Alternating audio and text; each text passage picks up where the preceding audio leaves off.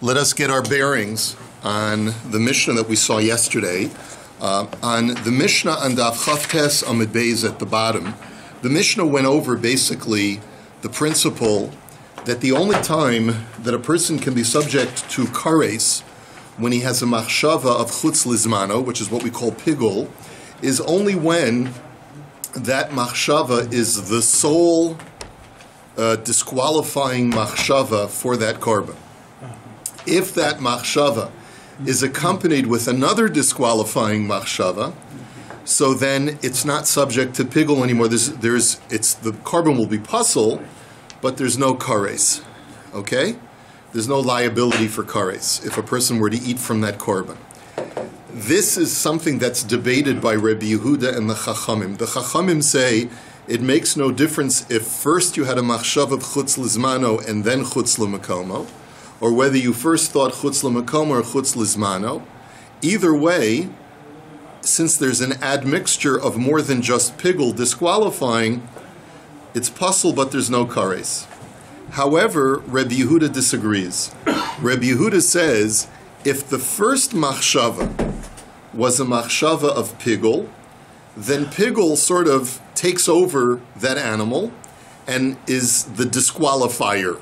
Anything that happens subsequent to that is irrelevant. And therefore, if your first machshava was pigul, then there's kares involved. Okay? That's the machlokes, the Chachamim, and Rabbi Yehuda. That's the basis of our entire daf today. So now, yesterday, the Gemara brings a machlokes between Ilfa and Rabbi Yochanan.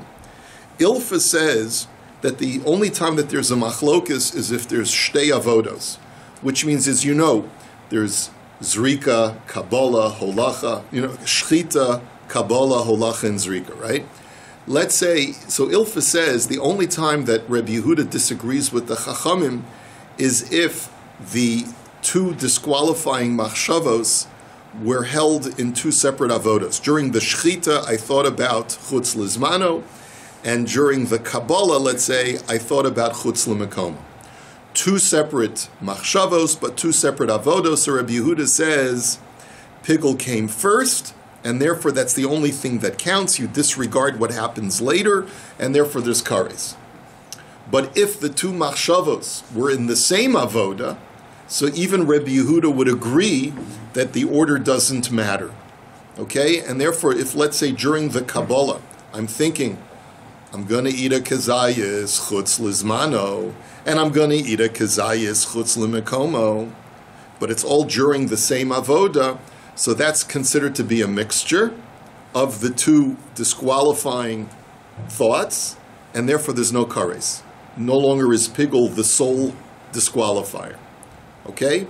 Rabbi Yochanan disagrees. Rabbi Yochanan says it makes no difference whether it's one avoda or two avodas. Rabbi Yehuda will always hold that as long as your first machshava was a machshava of pigul, that's the sole disqualifier, no matter what happens afterwards. And therefore there's going to be kares. Now let's take a look. We're at the two dots, the sixth line of Daf Lamed Amud Aleph. Tanan Hasa. We have a Mishnah in Maseches Temura which states as follows: Harezu Temuras Ola Temura Shlamim Harezu Temuras Ola Divrei Reb Meir. The first opinion is Rabbi Meir. A guy's got two sanctified animals in front of him. One animal was sanctified for an Ola, the other one was sanctified for a Shlamim. He then takes a third animal which is non-sanctified, and he says this animal is Temura. In other words, I'm going to exchange or pass over the Kedusha from the holy animal to the non-holy animal. So what did we learn? It was this week's Parsha. The non-holy animal attains the Kedusha of the original holy animal. But a guy said, this third animal is Temuras Ola, Temuras Shlamim. So he said both statements. So which one is it? Is it an Ola or is it a Shlamim? So Rabbi Meir says, Tfos Lashon Rishon. You take hold of his first thing that came out of his mouth. And the first thing that came out of his mouth is an Ola. You truncate what happens afterwards, and you only reckon with the first statement, and therefore this third animal has the Kedusha of an Ola. And Amar Rabbi Yossi, im lakach niskavin tchila hol v'ef shalahosi shtei shemos ke'achas dvarav kayamin. V'im misha Amar rezu temuras Ola nimlach v'Amar rezu temuras Shlamim harezu Ola. And Rabbi Yossi disagrees, and he says, it depends. I'll agree with you, Rabbi Meir, if it's clear from the way that he phrased it, or you interrogate him afterwards, and we ask him, why did you say two statements that contradict each other? Harezu tumuras ola tumuras shlamim. If he says, I was just correcting myself, like I said Harezu tumuras ola, I mean tumuras shlamim, so we say to him, I'm sorry, we can't deal with your correction. It's an indelible mark once comes out of your mouth. Once you said tumuras ola, you can't correct yourself. So I agree with you, Rabbi Meir, in that situation. But what if he tells you, I really want this animal to be half and half. I want this animal to be half ola and half shlamim. So, but I can't say the two words ola and shlamim simultaneously. A person can't say two words at the same time, so that's why I said them sequentially. So in that situation, Rabbi Yossi says, if that's really what he wanted to do, so then taka, the animal, is half ola and half shlamim.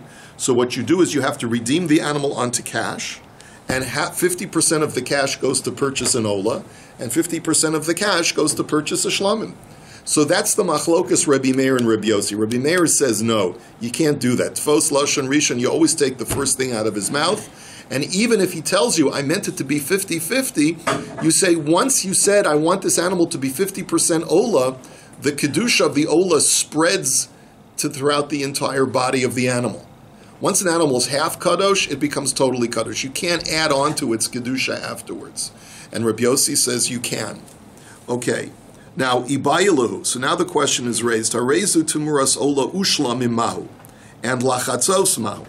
So now the question is, okay, Rabbi Meir, I understand you hold tfos lashon rishon, but is that because it was clear from his language, from his verbiage, that he was sort of correcting himself? Because he said, Harezu tumuras ola tumuras shlamim. That's not normally the way you would speak. What if a guy said, Harezu tumuras ola ushlamim, without saying the second word tamura? It's more indicated in that situation that he means it to be 50-50. And I'll go even further. What if he says explicitly, lachatzos, harezu, I want it to be half ola and half shlamim? What if he says that explicitly? Would you agree, Rabbi Meir, that in that case it could be 50-50? So Amar Abaye Bahavade Moda Rabbi Meir. So Abaye says Rabbi Meir would agree with Rabbi Yossi. There's no deficiency in the verbiage, and therefore the animal's 50-50. But Rava Amar Adayin hi machlokes. And Rava says, I disagree. It's not just that Rabbi Meir is hung up on the deficiency of the language. Rabbi Meir says once the word ola comes out of your mouth, the animal is totally an ola. There's nothing you can do to change that, regardless of how you phrase it. Okay, so Amar Rava le'Abaye l'didach di'amart b'havade moida Rabbi Meir. So a Rava now turns to his disputant Abaye, and he says, according to you, who holds that Rabbi Meir would agree that in a case where you phrased it correctly, even Rabbi Meir would allow for a 50-50 case, Hare shchita delechi lachatzos dami upligi. Let me ask you a question. What about the case of shchita? Now, he's going back to our Mishnah. In order to understand the question, you have to appreciate that we're analogizing a person declaring something to be temuras ola and temuras shlamim to the case of our Mishnah where a person's having a machshava of both pigul, of chutz lizmano, and chutz l'mekomo. So we're assuming, and we're going to say this explicitly in just a moment, that Rabbi Meir and Rabbi Yehuda are aligned. Just like Rabbi Yehuda said that if your first machshava was chutz lizmano, that stops everything else from happening afterwards, and it's exclusively pigul, and it's exclusively kares, then the same thing will be true. That's what Rabbi Meir essentially is saying. Once you said temuras ola, nothing else that comes afterwards counts. So let me ask you a question. If a guy is doing an act of shchita, and he says while he's doing the shchita, and like remember we said according to Rabbi Yochanan, even if you're doing one avoda, even if you're doing just one avoda and you have both a machshava of chutz lizmano and chutz l'mekomo, Rabbi Yehuda would say if your chutz lizmano machshava was first, it sets in and precludes anything else from setting on top of it. So you're doing one shchita, it's one act, just like one declaration of Temura, and we still see that Rabbi Yehuda holds his ground and says Tfos Lashon Rishon. Whatever comes out of his mouth first is the exclusive operator, and nothing else that you say afterwards counts. So according to you, Abaya, that shouldn't be. According to you, Abaya, it all depends on how he phrased it, but that's not what we see in the Mishnah. So, Amar Lei, Mi Savras Eno Lishchita Elo Lebasof, Yeshno Lishchita Mitchila Viad Sof, Umishnaseno Do Amar Simen Rishon Chutz Lizmano, Simen Sheni Chutz Lemakomo. So Abaye gives a very clever answer. He says, you're talking about the act of Shchita, right? You're assuming that the act of Shchita is one homogeneous act of slaughter. Boom, it's done in a split second. And during that split second, thank you so much, during that split second, a person has two thoughts, chutz lizmanu and chutz lemakomo. So it's just like saying, harezu tumuras ola tumuras shlomim, right? That's what you're saying, essentially.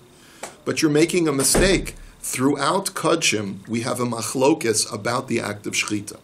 There's a machlokes on two sides. Yeshno l'shchita mitchila v'ad sof, or eno l'shchita elo lebasof. At what point is the act of shchita consummated? At what point is the animal considered to be geshachted? Is it at one split second at the end of the entire severing of both the trachea and the esophagus? Or is the act of shchita a process that takes several seconds from the time that you begin severing the trachea through the time that you completely sever the esophagus? In other words, is it something that halachically is triggered at one moment, or is it a process that can take a few seconds of cutting into the animal's neck? So you're assuming that the act of shchita is in one instant, just like a declaration of harezu tumuras ola tumuras shlomim. But that's not how I'm learning.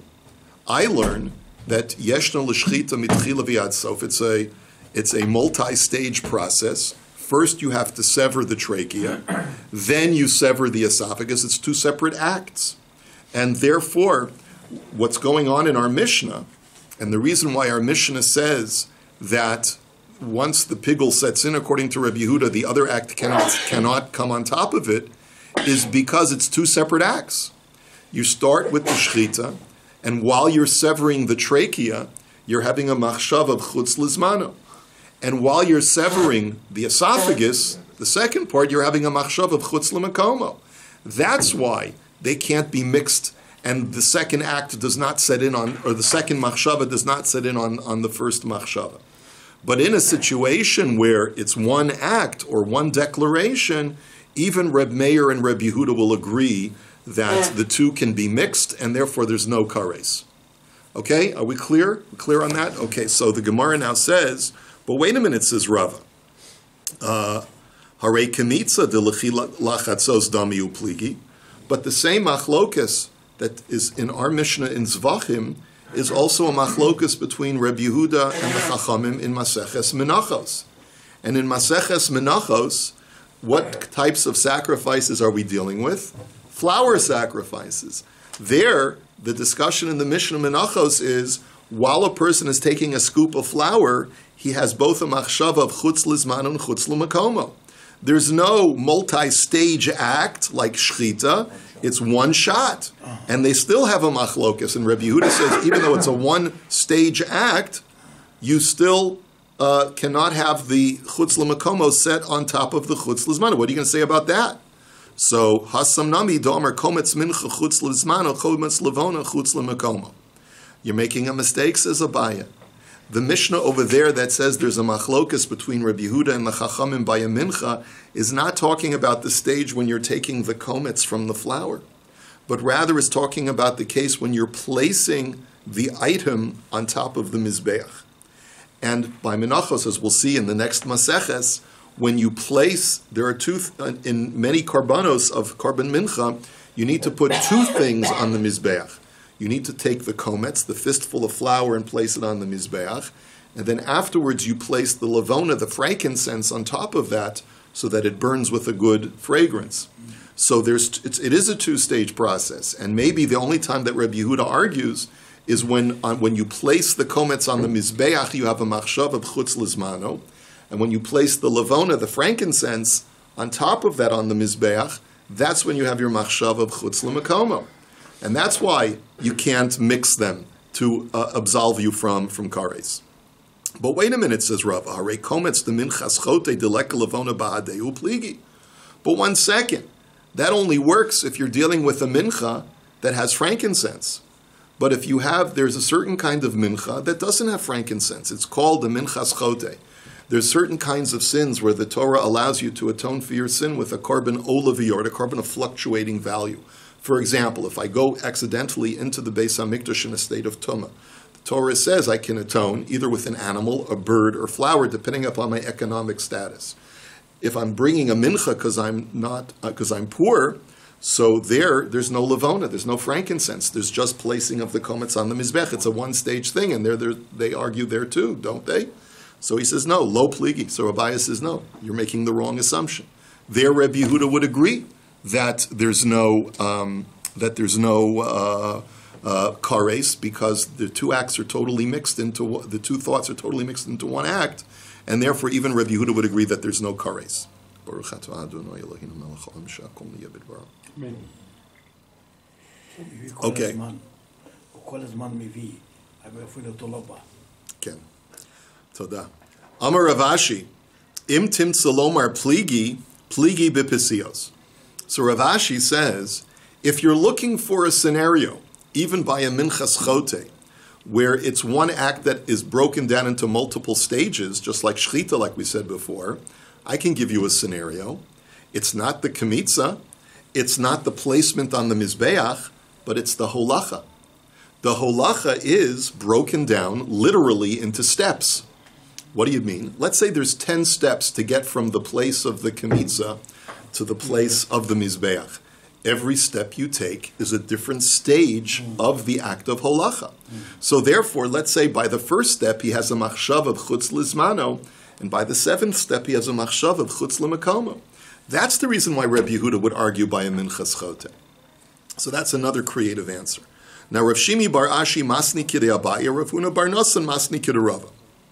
The Gemara then records that Rav Shimi learned the whole Mishnah like Abaye, that Rabbi Yehuda will agree that when it's one act and you have two machshavos on one act, there's no kares.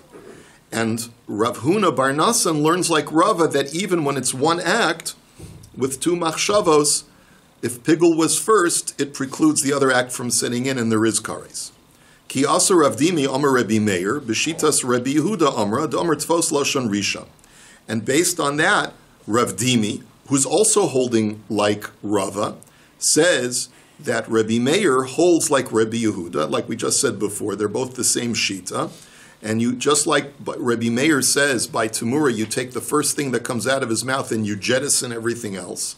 So too by our Mishnah, Rabbi Yehuda says the first machshava that he uttered or that he thought is what's reckoned with, and the second one is not reckoned with. Ditnan, Amar Rabbi Yehuda zeh klal im machsheves hazman kadma es machsheves hamakom pigul v'chayav and alav kares.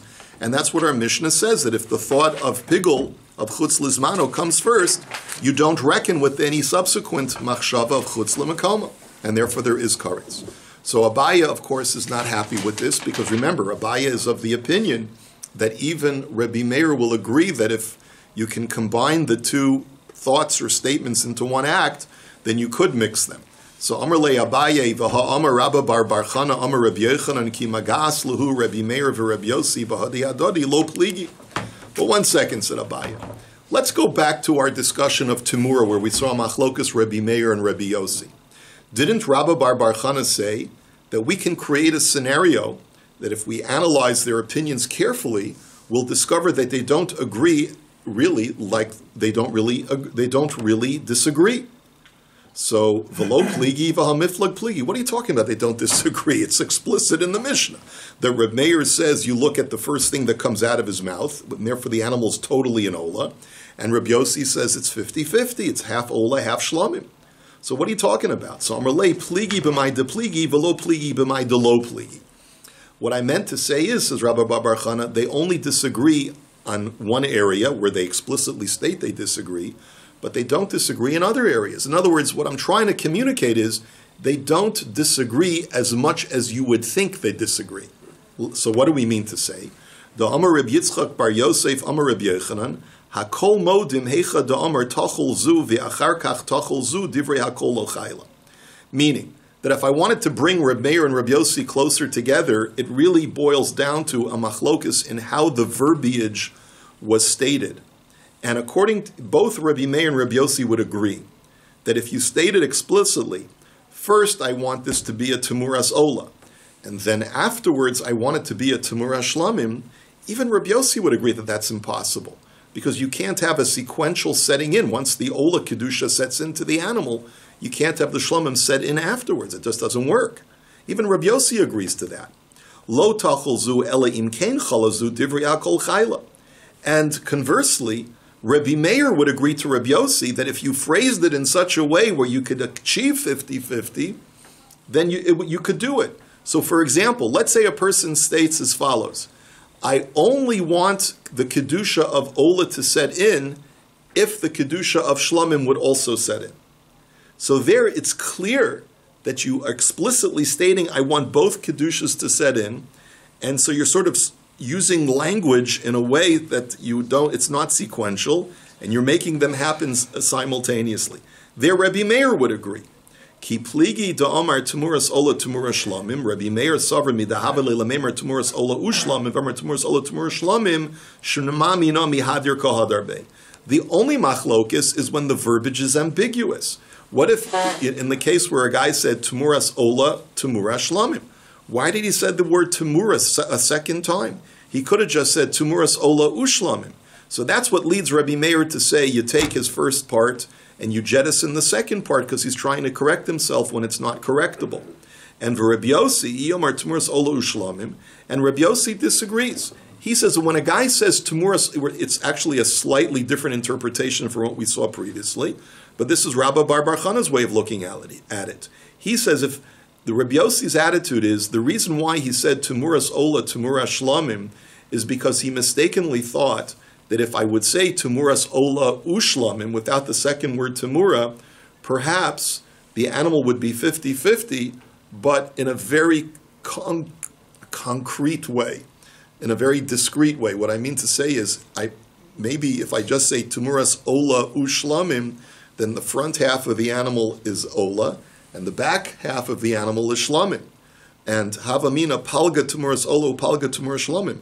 Lahachi omer temuras ola temuras shlamim lemember du kula ola v'kula shlamim havya.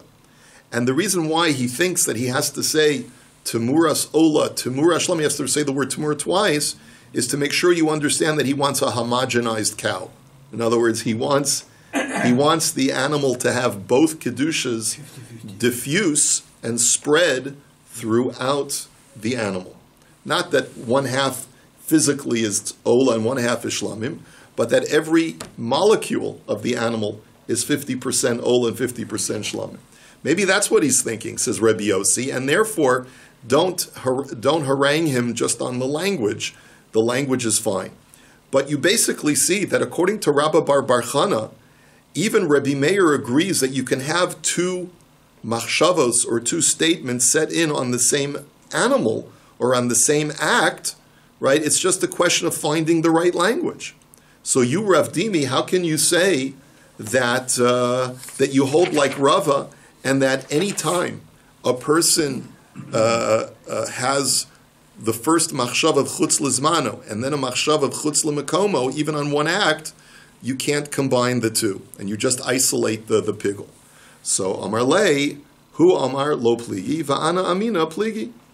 I'm sorry, that's Rabbi Bar Bar Chana is entitled to his opinion, but I disagree with him. I interpret the machlokas, Reb Meir and Reb Yossi, differently. I hold that it's got to do with the fact that you can't have two kedushas mixed together at any time, no matter what kind of verbiage you try to find. And so therefore, that's the same thing as Rebbe Yehuda.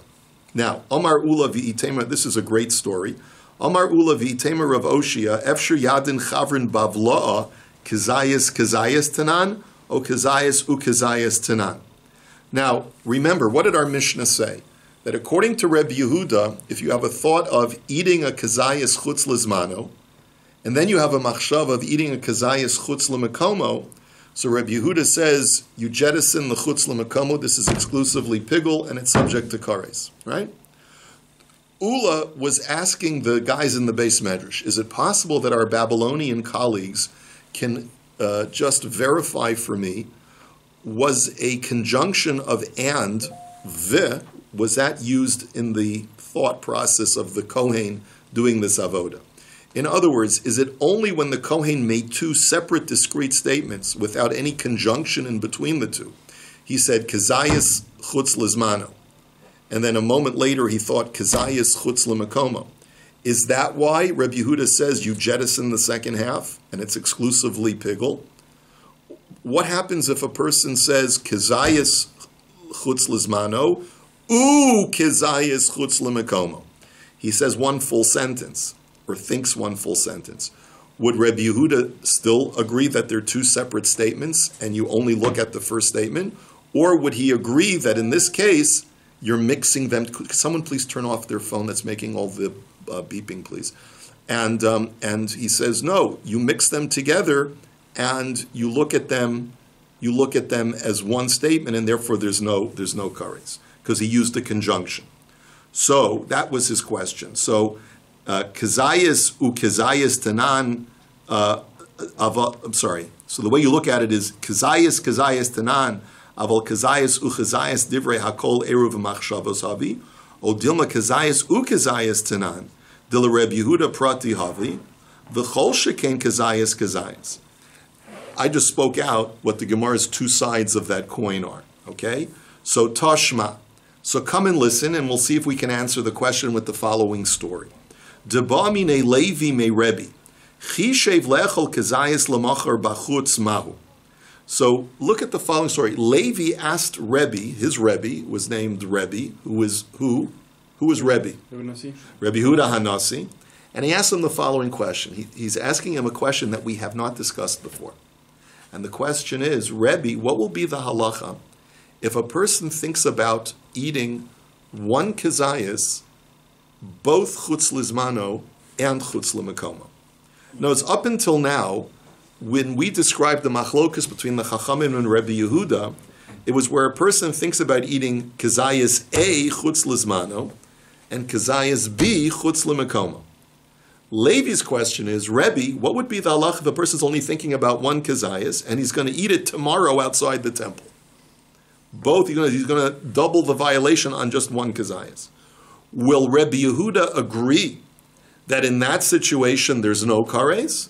Or will he hold his ground and he'll say that even in that case, since he thought about chutz lizmano first, it precludes the chutz lemakomo from setting in? So Amar Lei, zu she'ela, erev machshavos havi. So Rebbe said, that's an amazing question. In other words, validating the fact that this is not something we've seen before. And the truth is, their Rebbe Yehuda will agree that you mix them, and therefore there's no kares. So Amr Lefan of Rebbe Shimon beRebbe, lo mishnasenu hi lechol, right? So Rebbe Shimon, who's Rebbe's son, perhaps there's a little rivalry there because, Dad, why are you praising your students so much? I'm your son, So Rebbe Shimon says to him, he says, Father, why are you praising Levi for asking such an amazing question? Isn't that explicitly derivable from the Mishnah itself? He says, Lechol kazayas b'chutz, kazayas l'machar, kazayas b'chutz, kachatzi zayas b'chutz, kachatzi zayas l'machar, kachatzi zayas l'machar, kachatzi zayas b'chutz, pasol, ve'ein bo kares, ha'idach erev machshavos havi.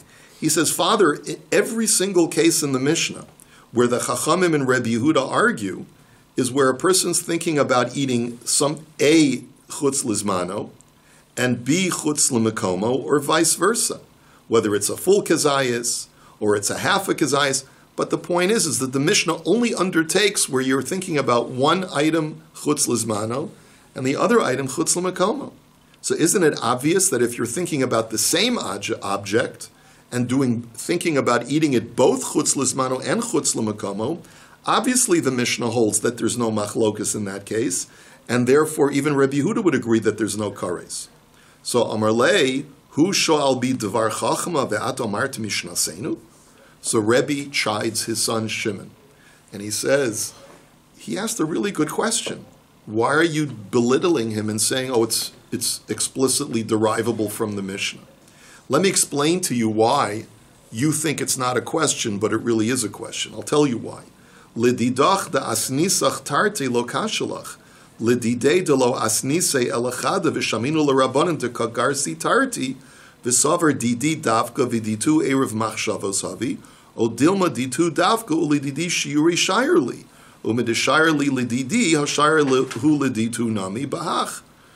So the way that the Rashi explains what's going on over here, it's fascinating psychology. He says, Rabbi Shimon, when I taught you the Mishnah, I taught it to you that it makes no difference whether a person thought kezayis or kezayis. Whether you said two separate statements that are not connected or two statements that are joined with the letter vav, with the conjunction. In either case, Rabbi Yehuda holds his ground and says they're two separate, and therefore you don't reckon with chutz l'mekomo. It's exclusively chutz l'zmano, and there's kares. So, because I taught you the Mishnah that way, you surmised that that's only because it's two separate statements. But if you mix them into one statement, that I'm going to eat one kazayis, chutz l'zmano, and chutz l'mekomo, so obviously you said that Rabbi Yehuda would agree that you mix them together. But I didn't teach Levi the Mishnah that way. I just taught Levi that it's talking about where a person said kezayis. And therefore, he wasn't sure how to proceed. Because when he went to the Beis Medrash and he heard his fellow students explaining the Mishnah, he heard them explain the Mishnah the way I taught it to you, not the way I taught it to him. So he heard that when they were saying the Mishnah, they said kezayis or kezayis. In both cases, that's the only time that there's a machlokas Rabbi Yehuda and the Chachamim. So he wasn't sure. Did they make this up on their own? And my Rabbi Yehuda Hanasi, who taught me the way he taught me, it's only kezayis, but kezayis, maybe it's different. And the guys were just making it up. Or maybe, he says, Viditu erev machshavos havi, and if a person taka would say kezayis, that would be a mixture of two statements, even according to Rabbi Yehuda. Or maybe they got it right, and when Rabbi taught me the Mishnah, he only taught me part of the interpretation and not the full interpretation. He wasn't sure, and that's why he wanted to ask me the question. So umidashayr li lididi hashayr lahu liditu nami bahach, and perhaps, just like he only taught me one way of interpreting the Mishnah, he taught the other students two ways of interpreting the Mishnah, but maybe there's a third way, which was the basis of my question. What about a case when you're thinking about only one kezayis, two thoughts? Maybe that's also part of the Mishnah, that it's two distinct statements that you can divide up. So the Gemara says, just to clarify what Levi's suffix was, Vehei isnaye, ilema kezayis ukezayis asniye, Hi lav shiuruhu. So it can't be that when Rebbe taught Levi the Mishnah, he taught him that it's talking about kezayis with the conjunction of vav, because then Levi would have been able to infer, well, if kezayis is two separate statements, then surely kezayis without the letter vav is two separate statements. And the fact that Rebbe taught it to me this way and didn't give me the third case on one kezayis must mean that everyone agrees that that's a mixture. But ela kezayis asniye. So the answer is that Rebbe must have taught Levi just the case that our Mishnah is referring to, a case where a guy thought kezayis. Two separate statements, and therefore Rebbe Yehuda holds, you just take the first statement and you jettison everything else. And that's why he wasn't sure how to proceed. What about the other two cases, kezayis, and when you're only thinking about one kezayis? Does Rabbi Yehuda also disagree in those cases or not? So the Gemara says, V'tiboyle kezayis. Why then did Levi ask him the question about the most extreme case of mixture, which is where you have two thoughts on one kezayis? If he wasn't sure about kezayis, which is about two kezasim, but with the conjunction, he should have asked him that question first. So the Gemara says, Savar iboy minei chada de shamana tarti. So Levi's psychology was, let me ask Rebbe one question, and I'll be able to infer the other halacha from that one question, depending on how he answers me. So the Gemara says, you got to explain yourself. The ba'ina kezayis ukezayis, hanicha amar li klala, kol sheken kezayis lamachar bachutz. He says, if I ask him, Rebbe, what's the din if a guy thinks kezayis ukezayis? If he tells me that that's a mixed statement, then surely when I have two thoughts on one kezayis, that's a mixed statement, and therefore there's no kares. However, elei amar li prata, akati kezayis lamachar b'chutz kami boyeli. But if he tells me that kezayis ukezayis are two separate statements, then maybe when I have two thoughts on one kezayis, it's also two separate statements, that they're dividable, right? And I won't have clarity on what the case will be when I have two thoughts on one kezayis. So let me ask him about the case of when I have two thoughts on one kezayis. But what the Gemara says, but that's not, you're not explaining it, because ihachi hashtanami, hatenachi amarle kezayis lamachar bachutz prata kol sheken kezayis ukezayis. Well, when Levi asked him the question about two thoughts on one kezayis, it also is a crapshoot. Because if Rebbe would tell him that when you have two thoughts on one kezayis, they're two distinct and discrete statements or thoughts, so then kol shekain, when you have kezayis ukezayis on two different kezasim, it's also two separate thoughts that are dividable. Ela yamar le klala akati kezayis ukezayis mi boyele. So the Gemara says, but if Rebbe tells him, as he did, that when you think two thoughts on one kezayis, they're mixed, and therefore there's no kares, but you have no resolution now, Levi, about the case of kezayis kezayis. There, you don't know. You know kezayis is two separate statements. You know two thoughts on one kezayis is a mixed statement. But now you got the middle case. You don't know what Rebbe will hold. What about kezayis kezayis? So how have you made it any better, Levi, by asking him the other extreme? So im kain mirsach rosach hashta kezayis kezayis klala kezayis lamachar bachutz mibaya. So Levi's psychology is as follows. He says, let me ask my Rebbe the most extreme case of where it's possible that it's a mixed statement. And let me gauge his response. If he answers me the way it actually happened, where he says, wow, great question, and the answer is that it's a mixed statement, so then that indicates that I sort of was incisive about my understanding about when he taught me kezayis, he also meant to include kezayis kezayis, that also are two separate statements, and the only case of where it's mixed is this extreme case of two thoughts on one kezayis. Then I'll know that that's the halacha. But if Rebbe answers me in an annoyed state, if he answers me by saying, of course that's a mixture, what is he sort of indicating? He's indicating, why are you asking me about the extreme case of a mixed statement? You should have asked me the question of kezayis kezayis, because that also is a mixed statement. Because I only taught you that kezayis is two separate statements. So basically, Levi was thinking to himself, let me gauge how Rebbe answers me. If he answers me with pleasure and with nachas and with gentleness, so then I'll know that the only case of where the two thoughts are mixed and there's no kares is with the two thoughts on one kezayis. But if he answers me perturbed and annoyed, so then that's an indication that I went too far in my illustration, and that even a less mixed statement also is considered a mixture according to Rebbe Yehuda, and therefore there will be no kares. So this whole Gemara reminds me of The Princess Bride. You ever see that movie? So these two guys, remember that whole scene where they're trying to figure out who's got the cup with the poison?